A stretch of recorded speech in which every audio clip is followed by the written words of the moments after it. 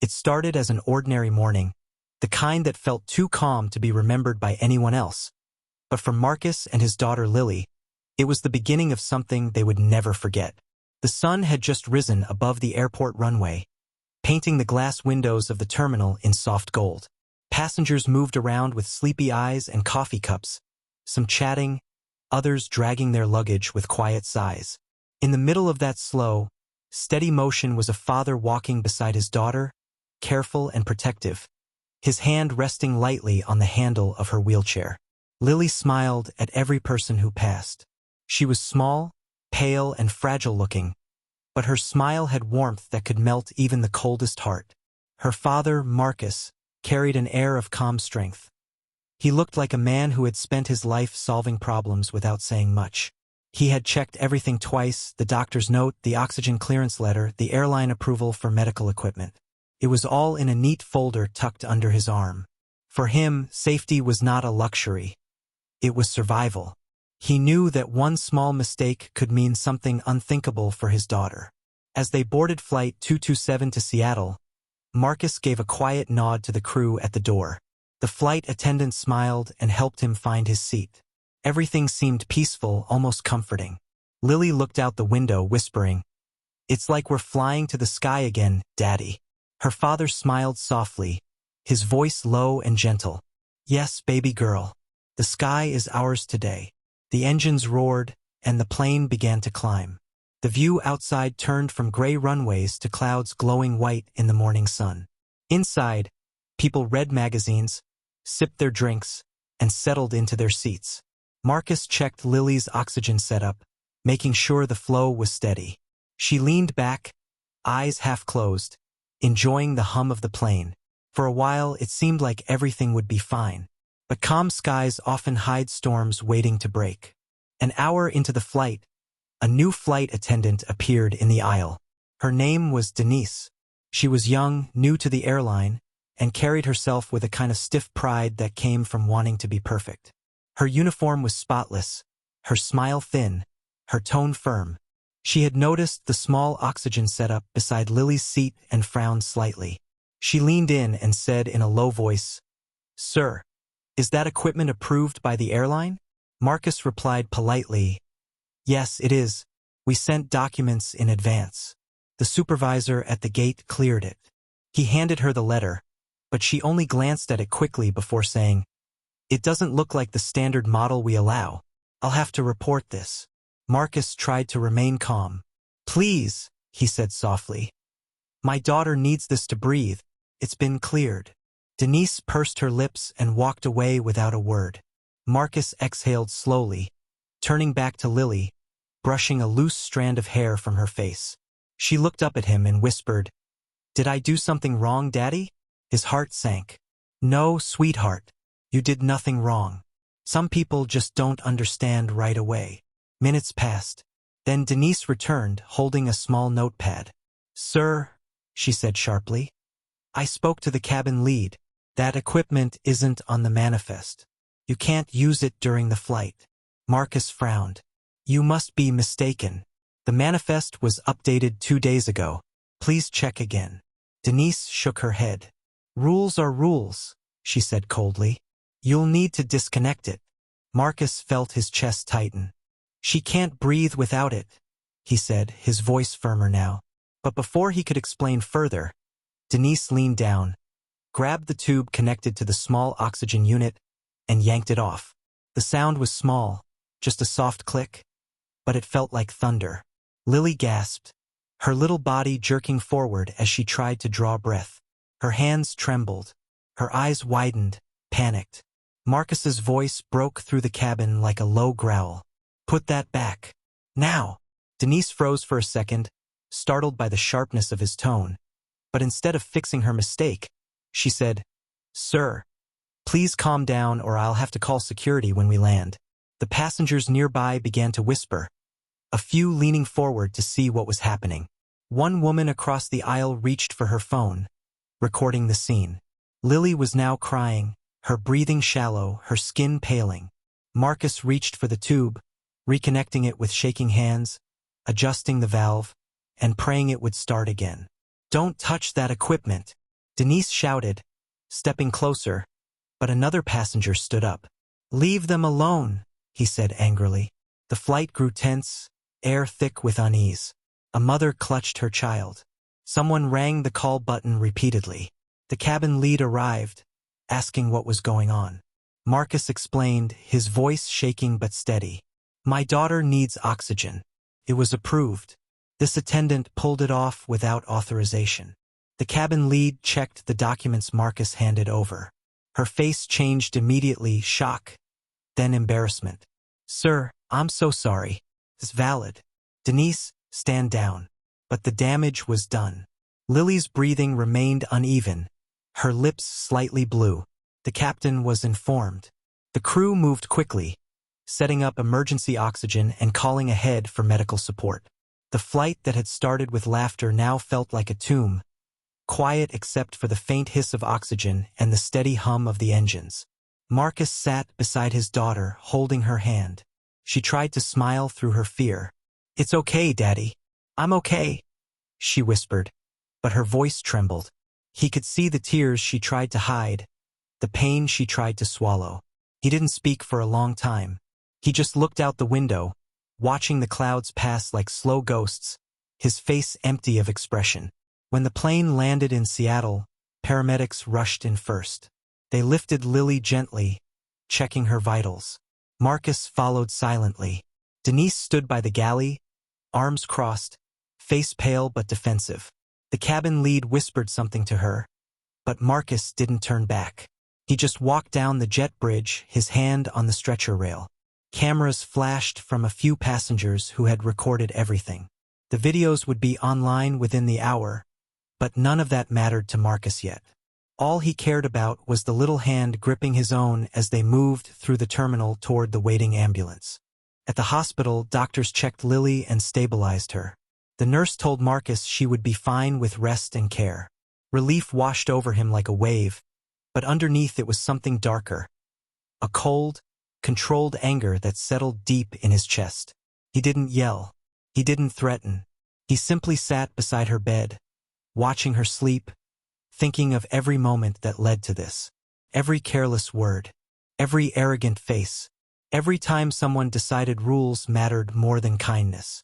Later that evening, a representative from the airline arrived at the hospital. He was young, nervous, holding a clipboard and a forced smile.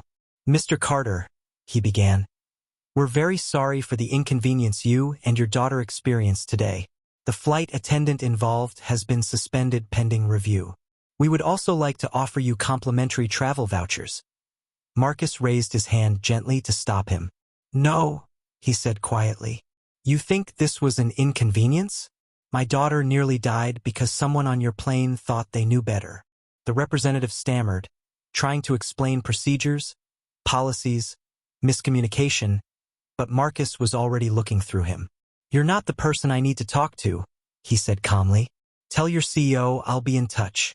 That night, while the city outside glittered with lights, Marcus sat by the window of the hospital room. Lily slept peacefully beside him, her small chest rising and falling with the rhythm of the oxygen machine.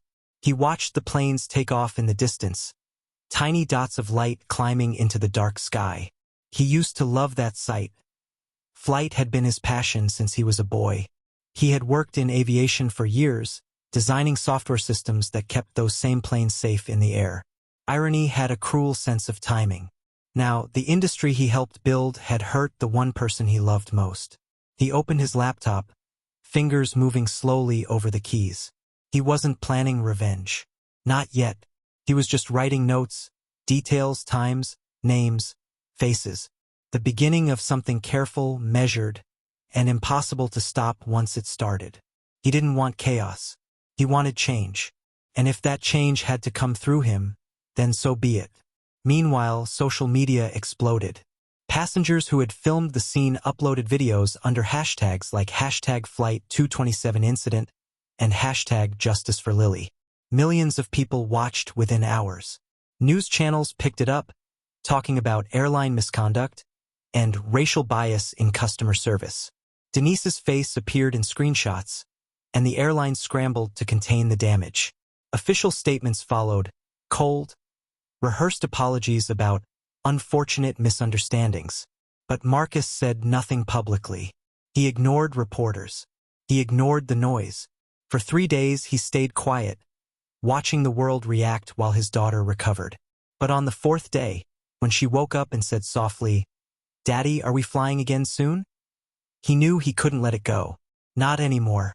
"Maybe someday," he said, forcing a smile. But in his eyes there was something else, a promise forming in silence. He went back to work that week, slipping into his office like nothing had changed. But every person who saw him noticed something different in his calm. His colleagues whispered that he looked colder, more focused. His assistants said he was working late every night. No one knew that Marcus Carter wasn't just a father. He was the founder of one of the most critical companies in the aviation sector. His software managed air traffic data for multiple airlines, including the one that had hurt his daughter. He had power, quiet, invisible, but absolute, and he had just found a reason to use it. But for now, Marcus waited. He waited like a storm at sea, gathering strength under the still surface. He smiled politely when the airline sent a formal letter of apology. He said nothing when they called to resolve the matter privately. They thought silence meant surrender. They didn't realize that silence, in the hands of a man like Marcus, was just the sound before thunder. And somewhere, high above the world, another plane from that same airline flew through calm blue skies, unaware that its name would soon be spoken in fear. Because one flight attendant's mistake had done more than hurt a child. It had awakened a father who would shake the skies. The next morning came quietly, gray clouds covering the Seattle skyline. Inside the hospital, the machines beeped softly as Lily lay resting, her breathing stronger now. Marcus hadn't slept the whole night. He sat by her bed, watching the light creep through the blinds, painting soft lines across her blanket. His coffee had gone cold hours ago, untouched beside the chair. Every few minutes, his mind replayed the moment on the plane. Denise's cold expression, the sound of that oxygen tube being ripped off, and Lily gasping for air, played like a movie that wouldn't stop looping over and over again. The doctor entered, giving a reassuring smile. "She's stable now," he said. "Her oxygen levels are normal. She'll recover fine with a few days of rest." Marcus nodded slowly, the weight in his chest easing a little. "Thank you," he said quietly. But inside, he felt something else rising. A slow, heavy anger that wasn't made of shouting or rage. It was quiet, controlled, the kind of anger that builds into something precise. By afternoon, hospital staff mentioned that someone from the airline had called, asking to visit. Marcus didn't react. He knew it was coming. When the knock finally came at the door, he looked up to see a man in a navy suit holding a folder and a fake smile. The man introduced himself as Mr. Clark, Customer Relations Manager for the airline. He started speaking before Marcus could even respond. "Mr. Carter, I want to start by saying how truly sorry we are for what happened on Flight 227. It was never our intention to cause distress to you or your daughter. Our flight attendant made a regrettable mistake. She's been placed on leave pending an internal review. The company takes this matter very seriously." Marcus didn't answer right away. He just stared at the man, then looked back at Lily, sleeping peacefully. The silence stretched long enough to make Mr. Clark uncomfortable. Finally, Marcus spoke, his tone calm, almost too calm. "You call it a mistake," he said. "But my daughter could have died. That wasn't a mistake. That was arrogance mixed with ignorance." Mr. Clark hesitated, flipping through his folder. "I understand, sir. We truly do. That's why our company wants to make this right. We'd like to offer full compensation for the incident, complimentary travel vouchers, medical expense coverage, and—" Marcus cut him off, his eyes still fixed on the window. "You think money can fix this? You think a few free flights can erase what she went through?" His voice didn't rise, but something in it made the man's face tighten. "Tell me, Mr. Clark, did anyone at your airline even read the clearance forms?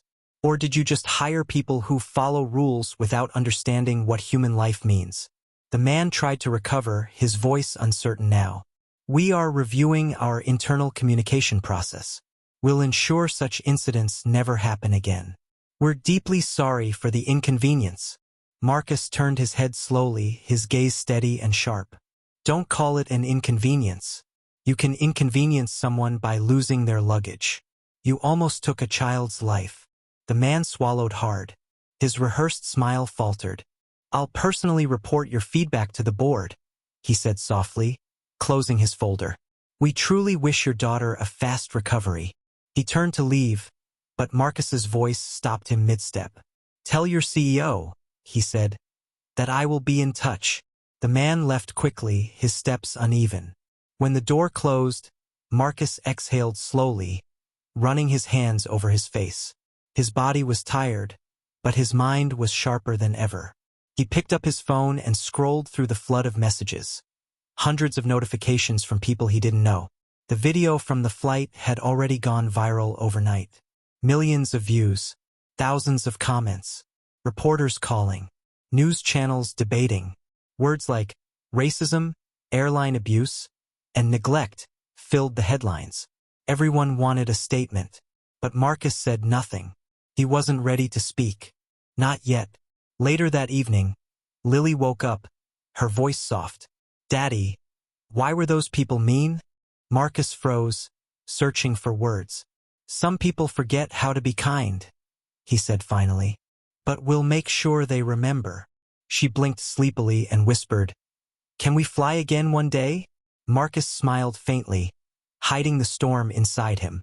Yes, sweetheart, but next time we'll fly our own way. That night, while the world outside buzzed with noise and headlines, Marcus sat alone by the window, watching planes glide across the dark sky. He used to love watching them, symbols of freedom, precision, and human achievement. But now, each blinking light felt cold and distant, like a lie floating in the dark. The next morning, his phone buzzed again. News reporters were camping outside the hospital. The airline's public relations office had released a statement. We regret the unfortunate misunderstanding involving one of our crew members and a passenger requiring medical assistance. The airline remains committed to passenger safety and customer care. Marcus read it twice, then closed his eyes, shaking his head slowly. A misunderstanding, he muttered. They call it that. By noon, a journalist managed to get close enough to ask him a question as he stepped out of the hospital for a brief walk. Mr. Carter, how do you feel about the airline's response? He paused, looking at her camera, his eyes tired but steady. How do I feel? He repeated softly. I feel that an apology without change is just noise. Then he turned and walked away. That one line spread everywhere within hours. An apology without change is just noise. It became a quote used across news articles and social media posts. But still, Marcus refused interviews. He wasn't doing this for fame. He was doing it for something deeper, something that could not be undone by attention or sympathy. When Lily was discharged, Marcus drove her home carefully.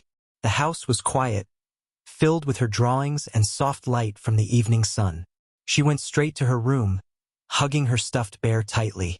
Marcus stood at the doorway, watching her fall asleep, her oxygen machine humming gently beside the bed. He looked around at the framed photographs on the walls. Him holding her as a baby, her first day of school, her smile under the Christmas tree. All those memories had one thing in common. He had always been there to protect her. And this time he had failed, if only for a moment. That failure burned deeper than any wound. The following week, the airline's CEO made a public appearance on television. We take this incident very seriously, she said, her tone polished and distant. We've reached out to the family and are cooperating fully with federal aviation regulators to review our onboard medical policies. It was the same script every company used after being caught. The same empty tone. Marcus watched from his office, expressionless. His assistant knocked gently, stepping into the room. Sir, the FAA representative is on line 2, asking about our system review proposal. Marcus looked up slowly. Put it through. His voice was calm, professional, but his mind was elsewhere. He spoke to regulators daily. He understood how airlines worked, how they bent rules to save money, how reports vanished into bureaucratic fog. But now, he wasn't looking at it as an engineer. He was looking at it as a father. Every policy, every loophole, every neglected line of code in a system felt personal. Somewhere in those systems, behind corporate smiles and technical excuses, were people who believed they were untouchable. Marcus knew better. Days turned into weeks. The airline's story faded from the headlines as new scandals replaced it. But Marcus hadn't moved on. While the world forgot, he was quietly gathering information. Public records, maintenance reports, and crew statements. He noticed patterns. The same airline had been warned multiple times for failing to maintain emergency medical kits, falsifying maintenance records, and cutting safety costs. He started to see a bigger picture. A company that didn't make a mistake once but made a habit of ignoring humanity for profit. One night, as he sat at his desk, his phone buzzed with a message from an old colleague named Thomas, a systems analyst who had once worked for the airline's network division. Marcus heard about what happened. You should see what's going on in their back-end systems. They've been covering up errors for months. Marcus read it twice, his pulse steady but eyes darkening. Send me everything, he replied. Over the next few days, files began arriving, internal memos, reports, communication logs. Some showed safety tests marked as passed without inspection. Others showed falsified signatures on clearance forms. He read each one carefully, his anger cooling into purpose. The same way he had once built systems to make flying safer, he was now going to expose the ones who made it dangerous. But Marcus didn't rush. He didn't want noise. He wanted precision. He contacted a few trusted people in aviation law and investigative journalism, people who still cared about truth more than headlines. He told them nothing personal, just sent documents anonymously under a code name. The first article appeared a week later. Major airline under fire for safety violations. Executives panicked. Denise, the flight attendant, was quietly terminated to make it look like accountability. But the journalists didn't stop. More documents leaked. More stories appeared. Every one of them led to the same company, the same airline, the one that had nearly taken his daughter's breath away. Marcus watched it all unfold without saying a word. His revenge wasn't about anger, it was about balance. He wasn't destroying them. He was letting truth do it. And yet, as the airline's stock began to fall, and their CEO scrambled to control the damage, Marcus felt no joy. No relief, just quiet stillness. When Lily asked, "Daddy, are the bad people gone now?"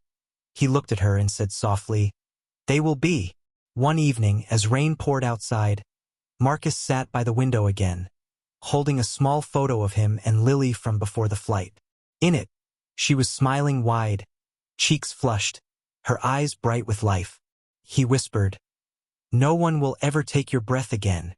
His reflection in the glass looked tired but determined, a man who had lost his peace but found his purpose. The airline continued to apologize in public. They offered donations, policy changes, training programs.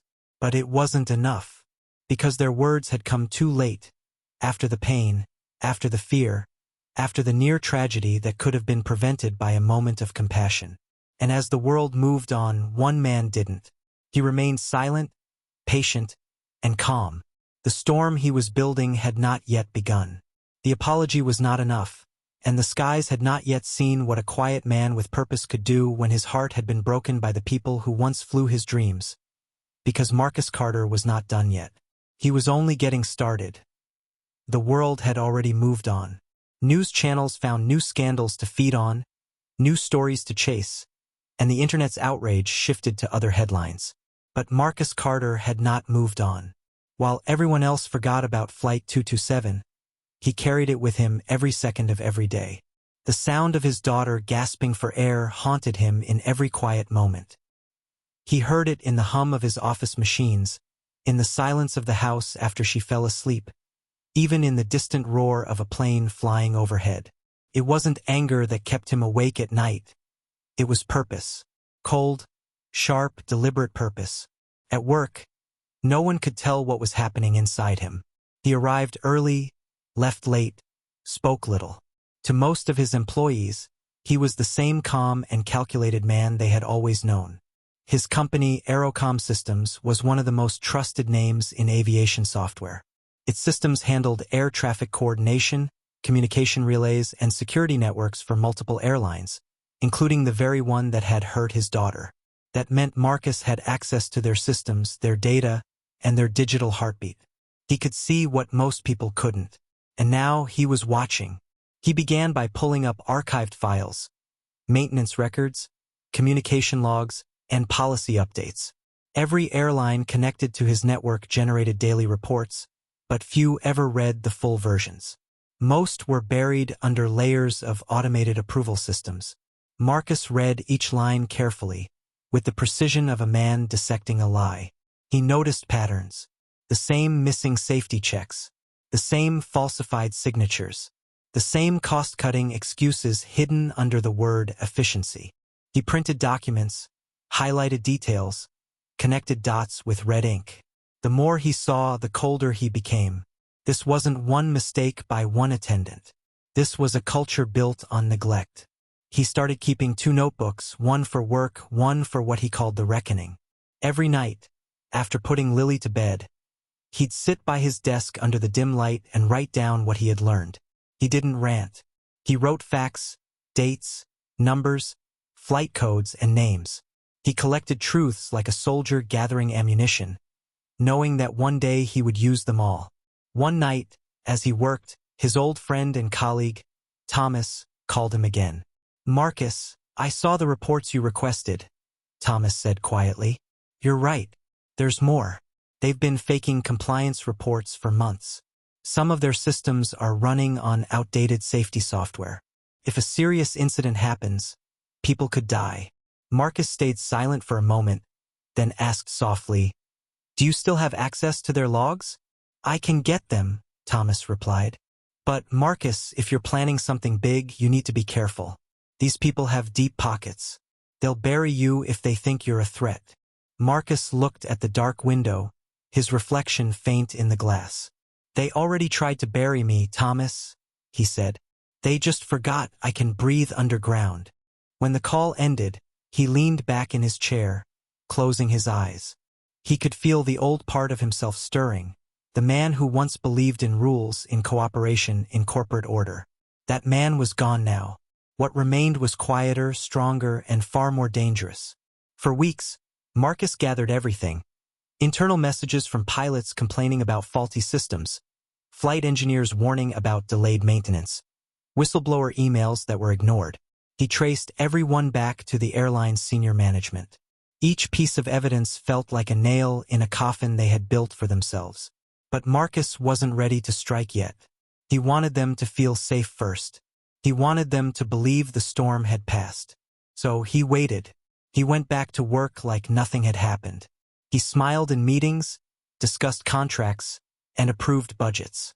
He even attended a charity event hosted by the airline's CEO, Evelyn Caron, a woman known for her polished speeches and perfect public image.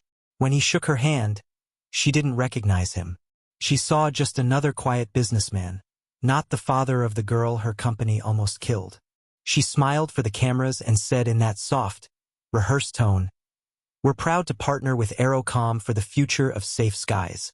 Marcus smiled back, his expression unreadable. "Safety is everything," he said, his voice calm, "especially when lives depend on it." The audience clapped, cameras flashed, and Evelyn moved on, unaware that the man beside her was already dismantling her empire piece by piece. After the event, Marcus returned home to find Lily asleep on the couch, her small hand clutching her teddy bear. A children's movie played quietly on the TV.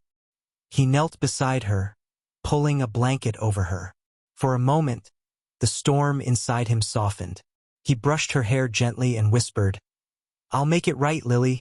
I promise." That night, the plan began to take shape. He started with quiet tests, subtle system audits within the airline's communication network. Nothing illegal, nothing that could be traced. He was just looking for patterns, he told himself. But deep down, he knew he was already preparing for war. Every failure he found, every hidden error he exposed, was another piece of the puzzle. He discovered that the airline had ignored multiple alerts from Aerocom's own systems about potential safety risks, warnings that could have prevented minor accidents and delays. They had marked them as false positives. Marcus traced the digital signatures of those who approved those dismissals. He wrote their names in his second notebook under a single heading. They knew. Weeks turned into months. The world saw nothing. But inside Marcus's quiet office, a silent war was unfolding. Every system update, every maintenance log, every communication channel that the airline used passed through his company's servers. He didn't alter them, he simply made copies, building a digital archive of their deceit. Meanwhile, Denise, the flight attendant who had started it all, was quietly fired. She went back to her hometown, thinking it was over. But even she couldn't escape the whispers. Her name had become a symbol of cruelty online. She filed complaints, threatened lawsuits, claimed the incident was exaggerated. The airline distanced itself from her completely. They needed a scapegoat and she was convenient. Marcus read about it in silence. He felt no satisfaction. She wasn't the real problem. She was just the spark. The fire was much bigger. One evening, Marcus's lawyer called him. "I heard you've been collecting things," the lawyer said cautiously. "Be careful. If you go too far, they'll accuse you of sabotage." Marcus replied calmly, "I'm not sabotaging. I'm documenting." But deep down, he knew he was preparing for something larger than documentation. He wasn't just collecting proof, he was setting the stage for exposure. Late one night, while reviewing flight data, Marcus noticed something that made his stomach drop. One of the airline's planes had reported a temporary oxygen failure during ascent, an issue almost identical to what Lily faced. The incident had been logged and quietly erased the next day. No report, no repair, nothing. He sat there for a long moment, staring at the screen. Then he whispered, "It's happening again." That was the final push. The silence had lasted long enough. He contacted Thomas again, giving him encrypted files and instructions. "Send these to the media," Marcus said. "Not all at once, piece by piece. Make them chase the truth." Thomas hesitated. "You're going public?" "No," Marcus said softly. "The truth is going public. I'll stay right here, where they think I'm harmless." Over the next few weeks, whispers turned into headlines. Articles appeared in aviation blogs and independent news outlets. Airline ignored safety warnings. One headline read. Another said, "Internal reports reveal neglect and cover-ups." At first, the airline brushed them off as unverified claims. But when mainstream media picked up the story, their calm began to crack. Inside their headquarters, panic spread. Meetings were held. Statements were drafted. Evelyn Coran appeared on TV again, denying everything. But her confident smile was gone. Marcus watched her from his living room, holding a cup of tea. Lily sat beside him, coloring quietly. He muted the television. The silence between them was peaceful. He didn't need to explain. He didn't need to shout. The world was beginning to see what he already knew. Outside, the rain started to fall again, tapping softly against the window. The storm had begun, and it was still small, still distant. But Marcus knew storms didn't start with thunder. They started with silence, cold, steady, patient silence.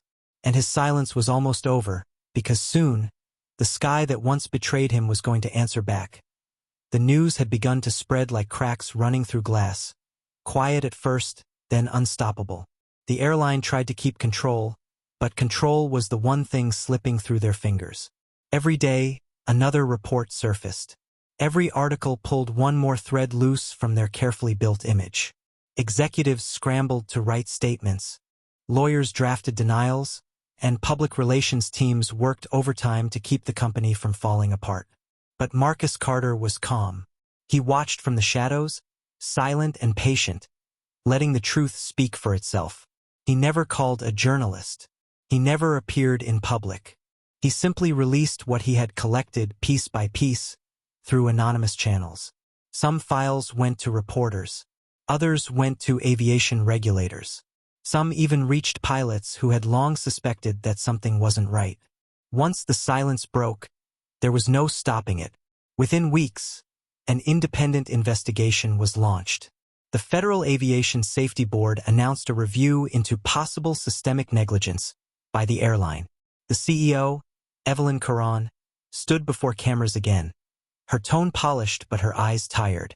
"We welcome this investigation," she said. "Safety has always been our top priority." It was the same line she had used 100 times, but this time no one believed her. Behind closed doors, things were worse. Managers were turning on each other. Emails were leaking. People who had ignored Marcus's warnings before were now pretending they had tried to stop it all along. A storm of blame filled the boardrooms while the company's stock kept falling. Marcus knew it all without even leaving his office. Through his access to network communications, he could see the panic in real time. Messages between executives flooded in. Who sent the files? Find the leak. Shut it down. But they were too late. Marcus spent his nights reviewing everything he had gathered. The documents painted a clear, damning picture. The airline had skipped safety checks for years. They had signed off fake maintenance reports to save money. In one case, a mechanic had warned that several planes had faulty oxygen regulators. His report was marked, resolved. The part had never been replaced. Marcus stared at that file for a long time. That single line, fault resolved, was the same lie that almost killed his daughter. He printed the report, folded it carefully, and placed it in his notebook under one word: proof. Days later, the investigators arrived at the airline's headquarters with subpoenas and digital warrants. They collected hard drives, documents, and servers. Evelyn tried to appear calm as she walked them through the halls, but sweat glistened on her forehead. Cameras followed her every step. She blamed technical misunderstandings and clerical errors, but the investigators had already seen too much. Meanwhile, Marcus was meeting quietly with Thomas and two other trusted friends, people who had worked in aviation compliance for years. They gathered in Marcus's private office late at night, long after his employees had gone home. The city lights glowed beyond the window as the four men spread files across the table. Thomas leaned forward, tapping a paper. "This one," he said. "This shows they certified flight control systems without testing. If this leaks, it's over for them." Marcus studied it for a moment, his expression unreadable. "Not yet," he said softly. "If we release too much now, they'll claim it's falsified. Let the investigators find it themselves. Let them dig. All we need to do is make sure they know where to look." He took a pen and circled a few key documents. His handwriting was steady, precise. "Send these through the secure line. No names. No traces. They'll think it came from inside." Thomas hesitated. "You're playing a dangerous game, Marcus. They'll come after you if they find out." Marcus looked up, eyes cold but calm. "Then they'll finally be facing someone who doesn't scare easily." Outside, thunder rumbled across the city. Rain streaked the windows as the men worked through the night. The sound of papers rustling mixed with the faint hum of servers, the quiet rhythm of truth being assembled piece by piece. By morning, new evidence had reached the investigators. The next set of headlines was louder, sharper. Federal inquiry expands after discovery of forged maintenance records. The airline's top engineers were questioned. Two of them resigned within days. One broke down in an interview, admitting that senior executives had ordered falsified safety checks to keep planes flying on schedule. The public was furious. Passengers demanded refunds, class action lawsuits began forming, and government officials promised justice. Marcus never smiled, but inside he felt something close to peace. Not joy, just a quiet satisfaction that the world was finally seeing the truth. But even as the investigation grew, Marcus knew it wasn't over. He had seen corruption survive worse storms. He knew they would try to hide again. That was the way of powerful people. They always thought they could rebuild their lies. He couldn't allow that. So he dug deeper. He used his network privileges to track back internal financial transactions from the airline's safety department. What he found confirmed his worst fears. Money had been redirected, millions of dollars meant for maintenance had been funneled into executive bonuses and image enhancement campaigns. The numbers didn't lie. Every cut corner had a price, and they had paid for it with people's safety. Marcus gathered it all. He compiled a full report, every number, every forgery, every name. When he finished, he printed it, sealed it in a plain envelope, and sent it directly to one place: the Department of Transportation's Inspector General. No sender name, no return address, just truth, clean and sharp like a blade. By the end of that week, the story had gone global. News anchors called it the biggest aviation cover-up in years. The airline's logo became a symbol of greed and corruption. Evelyn's public image shattered overnight. She went from a respected CEO to a disgraced executive facing criminal investigation. Cameras camped outside her house. Her carefully built career had collapsed in less than a month. Marcus didn't watch the news anymore. He didn't need to. He knew what was happening. He spent his evenings at home with Lily, reading her stories, helping her paint, watching her laugh again. She didn't know anything about what was happening outside. She didn't need to. For her, her father was just her father again, the quiet man who always kept his promises. One evening, while they were having dinner, Lily looked up and said, "Daddy, I saw an airplane on the news. It looked like the one we flew in." Marcus paused, his fork halfway to his mouth. "Did it?" he asked softly. She nodded. "They said something bad happened to it. Did it crash?" He took a breath. "No, sweetheart," he said gently. "It didn't crash. It just forgot how to care. But people are fixing it now." She smiled faintly. "That's good. I like it when things get fixed." He smiled too, but there was a quiet sadness in his eyes. "Me too, Lily. Me too." That night, Marcus sat by the window again, the city lights glowing far below.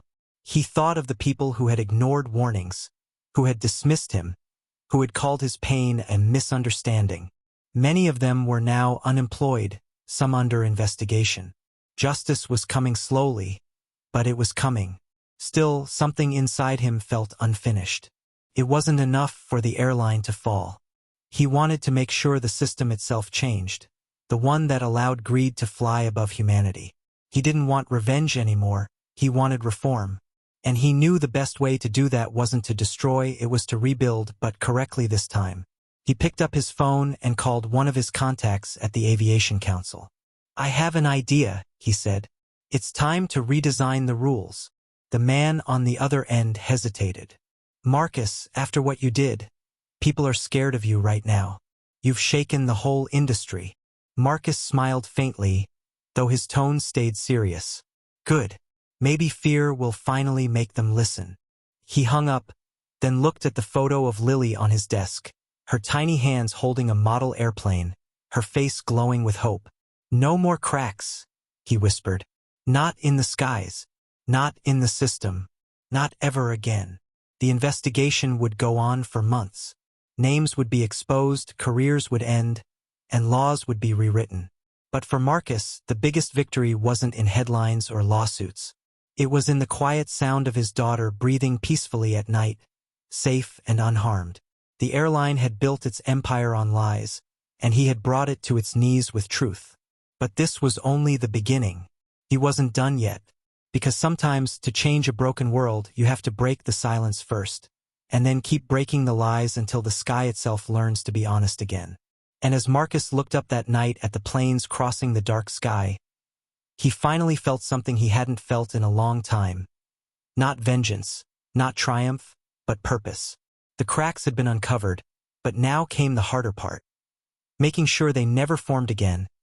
By the time the investigation reports reached the public, the airline was barely standing. What once looked like an untouchable giant had become a wounded machine, bleeding reputation, losing millions each week, and drowning under the weight of its own arrogance. Every headline carried their name. Every talk show questioned their morals. Every passenger who had once trusted them now booked elsewhere. And still, Marcus Carter said nothing. His silence had done more damage than any speech could have. But that silence was about to end. One afternoon, Marcus received a call from a number he didn't recognize. The voice on the other end was polite, calm, and controlled. "Mr. Carter, this is Evelyn Caron. I believe we need to talk." There was no introduction, No pretense. Just the sound of a woman whose world had begun to collapse. Marcus paused, then answered simply, "You believe right." She hesitated, as if measuring her words. "Our company is in a difficult position," she said. "I think it's time we sit down and find a resolution." Marcus's tone remained steady. "Resolution for what?" he asked softly. "For the truth? For your fear of losing everything? Or for almost killing my daughter?" The line went quiet. For a few seconds, neither of them spoke. Then Evelyn said, her voice tight, "Come to headquarters tomorrow. Let's speak in person." Marcus agreed, though his voice carried no warmth. "Tomorrow, then." When he ended the call, he sat in silence for a long time. The city outside buzzed with evening traffic, but he barely heard it. He thought about Lily playing in the living room, her laughter drifting faintly through the house. He thought of how close he had come to losing her. That thought was enough to steady him. Tomorrow wouldn't be a meeting. It would be Judgment Day. The next morning, the sky was gray, heavy with rain clouds. Marcus dressed in a simple black suit, no tie. He looked calm, his face unreadable. When he arrived at the airline's glass-covered headquarters, reporters crowded the entrance, shouting questions. Cameras flashed. "Mr. Carter, are you the whistleblower? Are you suing the airline? Will you speak to the board today?" He ignored them all, walking straight through the revolving doors, his footsteps echoing on the marble floor. Inside, Evelyn Karan was waiting in the boardroom. She stood near the window, her posture stiff, her face pale but defiant. The table between them was long, polished, empty except for a jug of water and 2 glasses. "Thank you for coming," she said as he entered. Marcus didn't reply.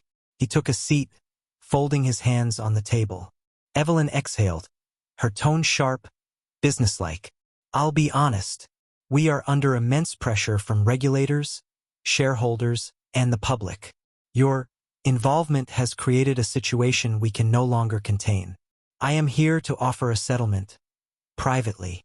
Marcus raised an eyebrow slightly. "A settlement," he repeated. "That's what you call justice?" "It's practical," she replied, her voice clipped.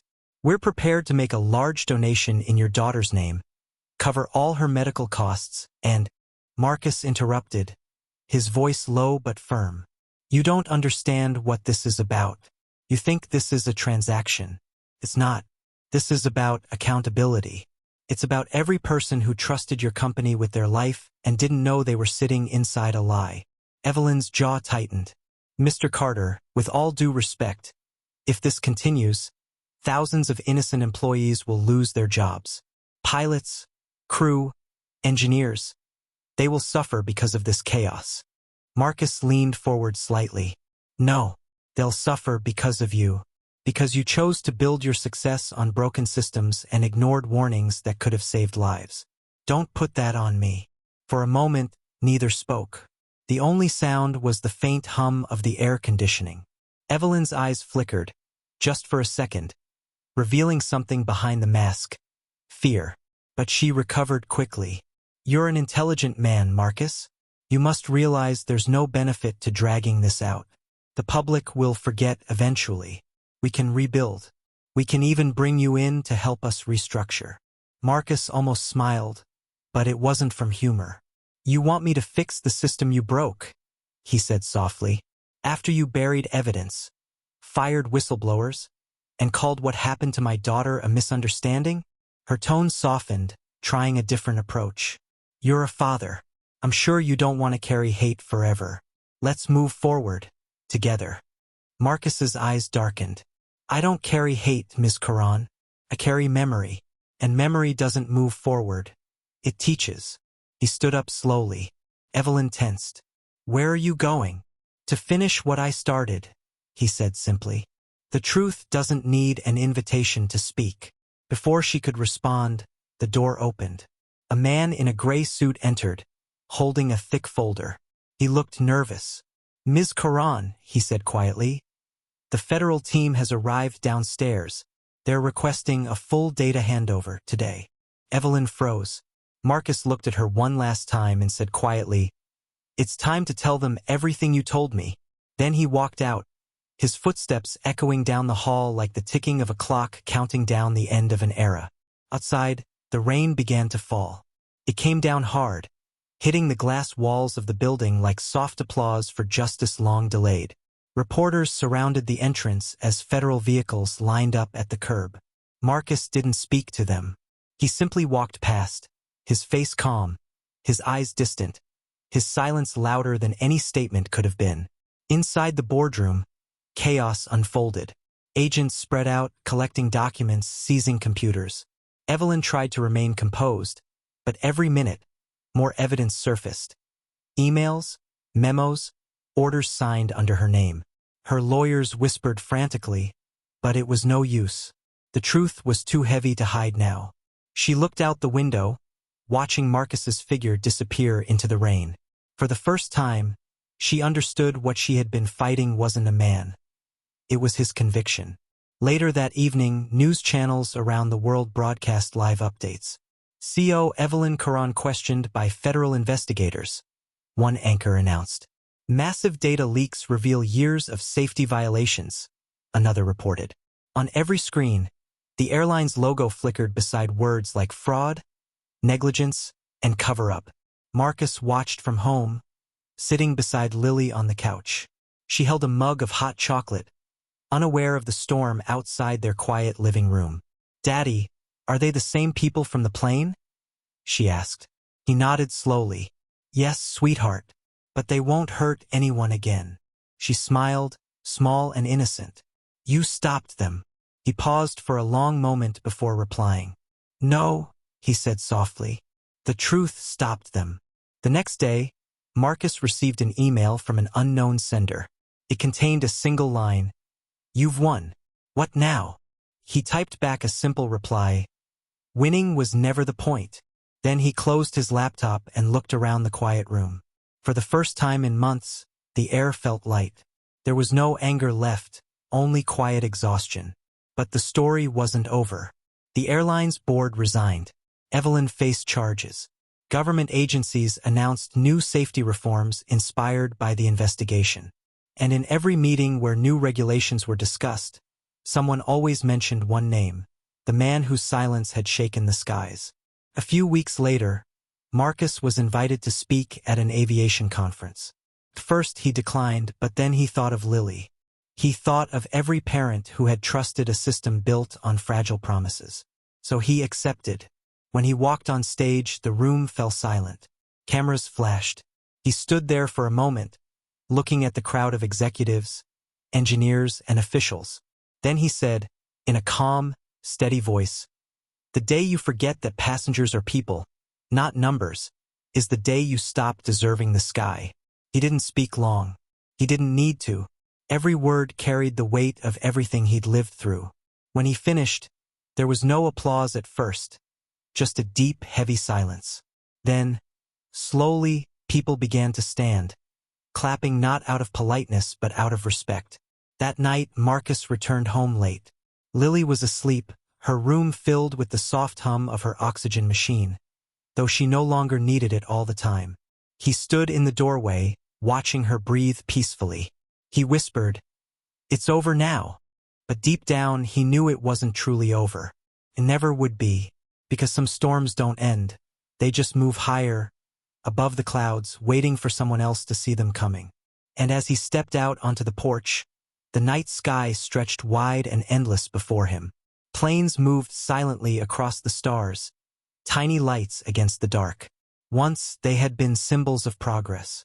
Now, to him, they were reminders of how fragile safety really was, and how much one voice could change the world when it refused to be quiet.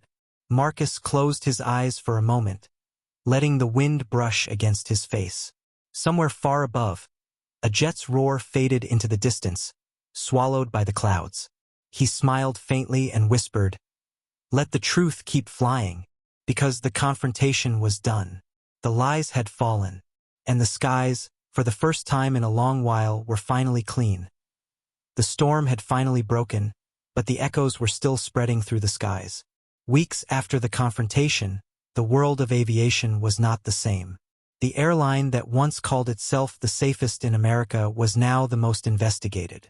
Their planes were grounded, their executives questioned, and their logo, a proud symbol that had once flown across continents, now stood for betrayal. Passengers demanded justice. Politicians demanded answers. And through it all, one name kept returning in every whispered meeting and late-night broadcast: Marcus Carter. He had never asked for fame. He had never wanted to be a hero. He had only wanted the truth to breathe. But truth, once unleashed, had its own momentum. It rolled through governments, boardrooms, and systems like a tide that couldn't be stopped. On a quiet Monday morning, Marcus was sitting in his office, reading the official report from the Federal Aviation Council. The findings were devastating. Dozens of safety violations, deliberate record manipulation, executive-level corruption, and a culture of silence that had put millions of lives at risk. The report recommended criminal charges, industry reforms, and the removal of the airline's entire board. Marcus read every line slowly, his fingers tracing the words. There was no joy in it, only quiet justice. His assistant knocked on the door. "Sir, there's someone here to see you," she said softly. "Who?" he asked. "A federal investigator." She said, "It's important." He nodded. "Send her in." A tall woman in a dark suit entered, carrying a folder. She greeted him respectfully, then placed the folder on his desk. "Mr. Carter, the investigation is nearly closed. We're preparing final recommendations for prosecution. We thought you should know what's next." Marcus gestured for her to sit, but she remained standing. "You've changed a lot of things," she said, almost with admiration. "Because of you, new safety laws are being drafted. The president himself mentioned your name last night. People are calling you the man who grounded the skies." Marcus smiled faintly, but there was no pride in it. "I didn't ground the skies," he said. "They grounded themselves. I just made sure everyone saw it happen." The woman nodded, understanding. She slid a document toward him. "The Department of Transportation is offering you a position as a special advisor on aviation ethics and compliance. It's temporary, but you'd have the authority to shape new policy." Marcus looked down at the paper. It wasn't something he had ever sought, but part of him knew he couldn't turn away. He didn't do this to punish people. He did it to fix a broken system. He thought of Lily, how she would grow up one day, how she would board a plane without fear. That was the future he wanted. He nodded. "Tell them I'll do it." The woman smiled slightly, shook his hand, and left. When the door closed, Marcus leaned back, staring out the window. The city stretched below him, its skyline sharp against the pale blue sky. For the first time, he saw a plane pass overhead without anger in his chest. It was just a plane again. Free, silent, beautiful. Meanwhile, the reckoning continued for those who had built their empire on lies. Evelyn Coran, the former CEO, appeared in court weeks later. Cameras followed her every step as she walked into the federal building, surrounded by lawyers and flashing lights. Reporters shouted questions. "Do you regret what happened? Do you have anything to say to the victims?" She said nothing. Her eyes were empty. The woman who once smiled for the world now looked like a shadow of herself.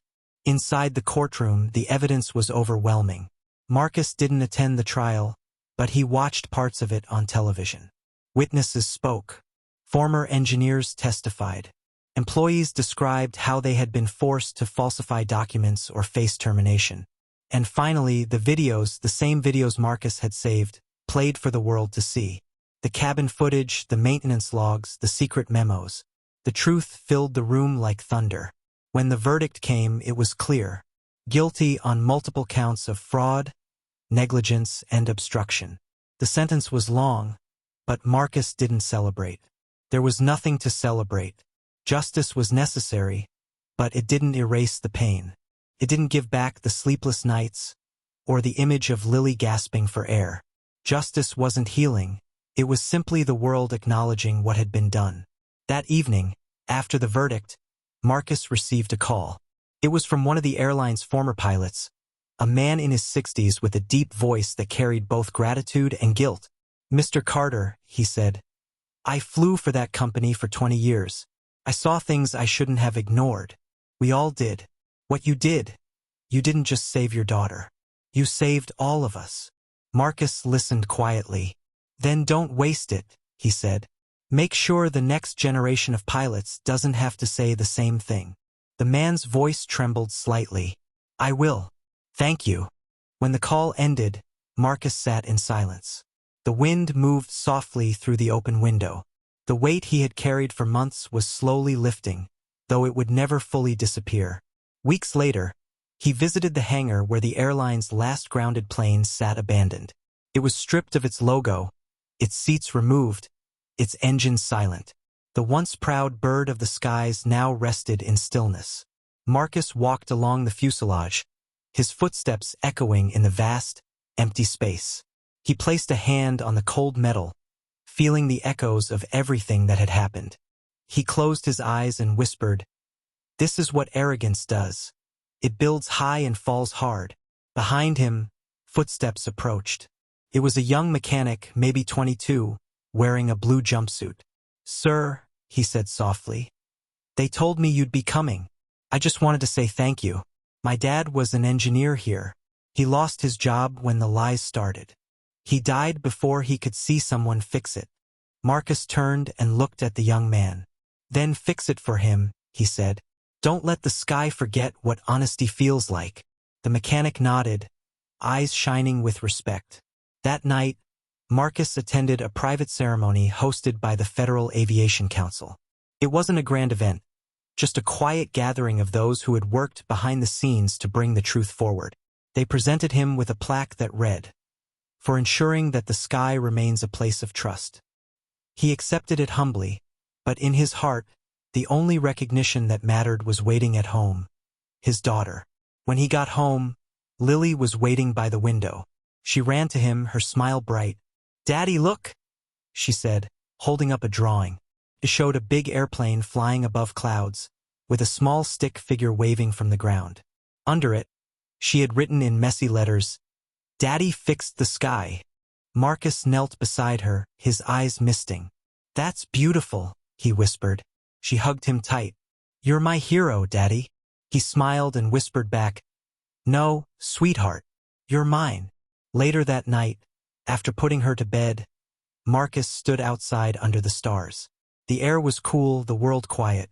He looked up at the faint lights moving high above, planes gliding through the darkness, carrying lives, stories, dreams. Once, those lights had filled him with grief. Now they filled him with something different, a fragile peace. He had faced the storm, survived it, and reshaped it. He hadn't destroyed an airline. He had rebuilt trust. And somewhere deep inside, he knew that justice wasn't about revenge or punishment. It was about making sure no one else had to live through the same pain. He whispered to the night, "The skies are yours again, Lily." The wind carried his words upward, lost among the stars, where thousands of planes crossed paths unseen. And for the first time in a long time, Marcus Carter turned away from the window, knowing that his fight was over. But justice had taken flight. It soared high above him. Quiet, invisible, and eternal, years passed quietly after the storm. The world moved on, as it always does, but some stories never really ended. They simply faded into memory, leaving marks behind that time couldn't erase. The airline that had once dominated the skies no longer existed. It had been dissolved, its assets sold, its name wiped from the industry. But its fall had changed everything. New rules were written, safety systems were redesigned, and the culture of silence that once ruled the industry had been replaced by one word Marcus Carter had fought to restore: accountability. In every pilot briefing, in every training session, they spoke of the reforms that came from the Carter Report, a document that became the backbone of aviation safety worldwide. Every page carried lessons written not in ink, but in pain. It spoke of the dangers of arrogance, the cost of negligence, and the price of ignoring a single human life. Marcus had never wanted fame, but his name had become part of every policy, every oath of responsibility that new flight officers took. "Always remember the Carter Principle," instructors would say. Never let the rulebook silence compassion. Marcus himself had retired from Aerocom Systems 5 years later. He didn't need the work anymore, his purpose had shifted. He spent most of his days in the small lakeside house outside Seattle, surrounded by pine trees and quiet air. Lily had grown up strong and healthy. She was a teenager now, full of life and curiosity, her laughter echoing through the house the way sunlight glimmers on calm water. She had inherited her father's calm nature and her mother's warmth, and she never forgot what her father had done. One evening, as the sun dipped low across the horizon, Lily came out onto the porch where Marcus sat with a cup of coffee. The air was still, the lake smooth as glass, reflecting the colors of the setting sky. She leaned against the railing, watching the faint lights of airplanes moving in the distance. "Do you ever miss it?" she asked softly. Marcus looked up. "Miss what?" "The fight," she said. "The noise, the attention, the way people used to talk about you. You were kind of famous, you know?" He smiled faintly, shaking his head. "Fame fades faster than clouds. What matters is what stays behind when the sky clears." She looked at him for a moment, her eyes thoughtful. "Do you ever wish it hadn't happened? The flight? The accident?" Marcus was silent for a long time. The question hung in the air, heavy but gentle. He looked out at the water, his reflection shimmering beside hers. "Every day," he said finally. "I wish that moment never happened. I wish you had never suffered. But life doesn't give us choices about pain, only about what we do after it." Lily nodded slowly. "You made something good out of something terrible." He smiled softly. "Maybe. Or maybe I just refused to let something terrible win." They sat together in silence, watching the orange glow fade into twilight. Somewhere high above, a jet crossed the sky, leaving a silver trail behind it. Lily pointed to it and said, "It looks free." Marcus followed her gaze. "It is," he said, "because someone, somewhere, remembered what it means to care." That night, after she went to bed, Marcus walked down to the edge of the lake. The air was cool and filled with the sound of distant crickets. He looked up at the stars, the same stars that had watched him through every storm, through every sleepless night, through every battle fought not with anger, but with resolve. He thought about how far he had come, about the quiet man he used to be and the one he had become. He wasn't proud in the way the world understands pride. His pride was quieter, the kind that lived in the knowledge that his daughter could breathe, that millions of strangers could fly safer because he refused to stay silent. He crouched by the water and picked up a small stone, turning it in his hand. He whispered, "For you, Lily, always for you." Then he tossed it gently into the lake. The ripples spread slowly, circling wider and wider, until they disappeared into the calm. That's how change worked, he thought, not like an explosion but like ripples. One act, one truth, one refusal to bow down, spreading further than anyone could ever predict. The next morning, he received a letter in the mail. It was from the new head of the Federal Aviation Council, a young woman who had once been a student during the reforms. The letter was short, handwritten. "Mr. Carter, because of you, we created a scholarship program in your daughter's name, the Lily Carter Aviation Ethics Award. Every year, young engineers and flight officers will learn not just how to fly safely, but how to care. Thank you for reminding us what humanity looks like at 30,000 feet." Marcus read the letter twice. Then he smiled, the kind of smile that came from the soul. He placed the letter on his desk beside a small model airplane Lily had built years ago. Its wings were uneven, its paint chipped, but to him it was perfect. That evening, when Lily came home from school, he showed her the letter. Her eyes widened. "They made a scholarship with my name?" she said, her voice full of wonder. He nodded. "They did. It's for people who want to make the sky a safer place." She hugged him tightly, her arms around his neck. "Then we both fixed it, didn't we?" Marcus closed his eyes for a moment, holding her close. "Yes," he whispered. "We both did." Years later, when Marcus was an old man with gray hair and gentle eyes, Lily became a flight safety engineer. Not because he asked her to, but because she wanted to continue what he started. She often spoke at conferences, sharing her father's story, her own experience, and how a single act of cruelty in the air became the reason she dedicated her life to compassion. People listened. They always listened. And when she stood before classrooms of young cadets, she would always say the same words her father once said to her. Never let the rulebook silence compassion. The sky belongs to everyone who remembers that. In time, Marcus passed away peacefully in his sleep, in the same house by the lake, under the same endless sky. On the day of his funeral, hundreds gathered. Pilots, engineers, regulators, passengers, and families whose lives had been touched by his quiet courage. As the ceremony ended, a formation of aircraft flew overhead, leaving white trails that crisscrossed above the clouds like threads of light. The lead plane dipped its wings once in salute, a final tribute to the man who had changed the sky forever. Lily stood there, looking up, tears glistening in her eyes, a bittersweet smile on her lips. The wind brushed through her hair as she whispered, "You kept your promise, Daddy. The sky remembers."